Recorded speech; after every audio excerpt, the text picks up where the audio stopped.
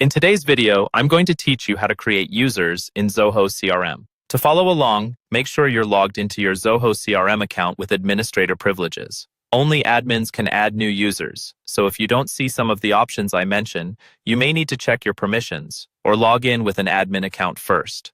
Once you're in Zoho CRM, look toward the top right corner of the screen for the gear icon. This is your settings icon, and it's where most of the configuration and management options live.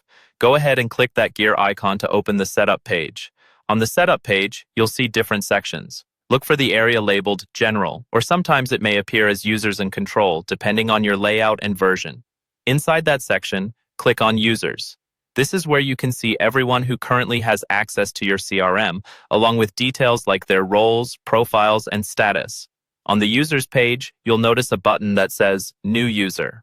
Click that to start adding someone to your CRM.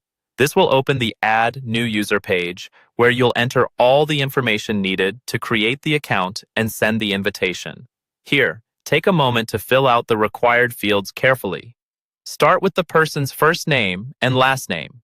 It's good practice to use their full legal name or the name they use professionally so that reports and ownership fields are clear later on. Next, enter a valid email address for the user. This email is extremely important because Zoho will send the invitation link to this address. Double check for typos here because if the email is incorrect, the user won't receive their invite and won't be able to log in. You'll then need to assign a role. Roles define where the user sits in your organizational hierarchy, and they affect data visibility from the top down. For example, you might assign roles such as CEO, manager, or standard, depending on how your company is structured. Higher roles typically see more data. Lower roles may only see their own records or those of their team. After that, choose a profile. Profiles control what a user can do in the system, such as creating, editing, or deleting records. Examples include administrator or standard profile. An administrator profile has broad access and control, while a standard or limited profile is more restricted. Think carefully about least privilege access. Give users only what they need to do their job.